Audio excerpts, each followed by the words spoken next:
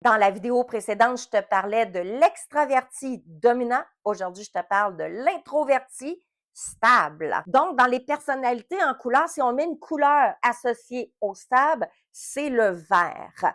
Et si on met une personnalité, donc on va l'appeler le stable, l'insécure, celui qui est le plus anxieux dans son apprentissage. Mais en même temps, c'est celui qui est le plus réfléchi, c'est celui qui va être le plus fiable dans tes cours parce que lui, il veut se sentir sécure, hein? Fait que donc, il cherche une forme de sécurité dans tes cours. Fait que donc, si tu es plus insécure, ben, ce sera peut-être pas nécessairement le professeur qui va souhaiter avoir parce que ça va l'amener à vivre de l'anxiété. Parce que c'est celui qui est le plus anxieux dans tes cours, mais c'est également celui qui est le plus sincère. Puis, si tu te rappelles de ce que je t'ai dit la semaine dernière avec l'extraverti versus l'introverti, ben là, aujourd'hui, je te parle de l'introverti stable, mais pur et dur, qui n'a pas d'autres personnalités associées à lui. Parce que souvent, pour atteindre l'équilibre, tu as aussi un ensemble de personnalités. Tu sais, si tu as le cadran, tu vas avoir 4 personnalités. Fait que donc, tu as l'ensemble des personnalités qui fait ta personnalité équilibrée. Mais par contre, il y en a qui sont une couleur beaucoup plus dominante qu'une autre. Fait que donc, dans la danse, là, aujourd'hui, je te parle du stable qui est juste cette couleur-ci, qui est le vert. Oui, le stable va être très insécure au niveau de la danse.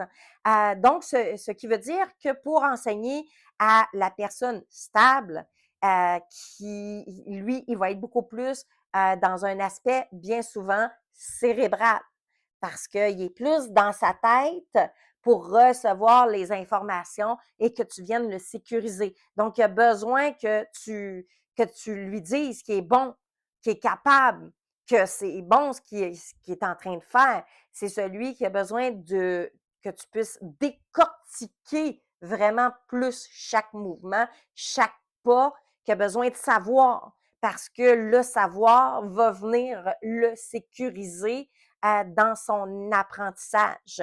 Donc, lui, il a besoin d'être expliqué, mais dans une façon où ce que tu vas aller chercher la bienveillance dans son apprentissage, parce qu'il n'a pas besoin d'être brusqué. Il ne va pas lui dire qu'il est deux pieds dans le même ciment, là.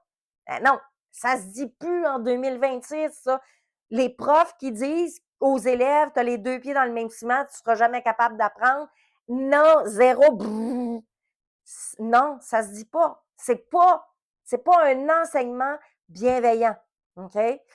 C'est un prof qui dit des choses comme ça, il enseigne de façon sans bienveillance. Donc, ça se dit pas.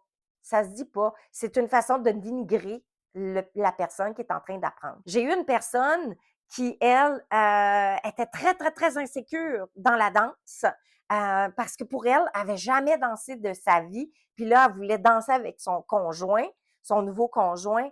Puis elle complètement insécure, c'était de la nouveauté, elle sortait de sa zone de confort. Ben, c'est ça aussi, le stable. Il sort de sa zone de confort, mais il veut. Il veut. Ça va être ton plus fidèle dans tes cours. Il est assoiffé d'apprendre, mais ton langage doit être bienveillant dans ce que tu dis. Donc, ce qui veut dire que pour lui, si tu l'amènes à de la conscientisation, il va être dans son côté réflexion, ce qui va l'amener à descendre l'information au niveau du cœur. Donc, c'est un cérébral qui a besoin de bienveillance dans ses mots, dans sa façon de dire les choses. Puis, il y a toutes sortes de façons pour lui faire apprendre.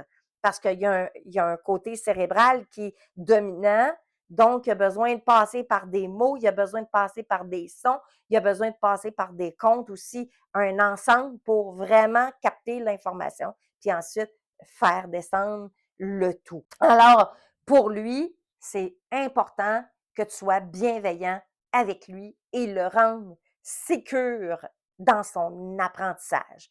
Fait que donc, Si toi, tu es un élève, ben, j'imagine que ça te parle, puis viens me le dire dans les commentaires que ça te parle. Et puis, là-dessus, ben, nous, la prochaine vidéo qu'on va faire va être sur l'extraverti et l'extraverti qui va être influent. Donc, je t'en parle dans la prochaine vidéo, mais en attendant, je t'invite à t'abonner sur notre chaîne Danse avec moi à bien-être et aussi clique sur la cloche, clique sur toutes pour recevoir toutes les informations, tout le contenu qu'on va faire régulièrement. Alors, sur ce, à la prochaine!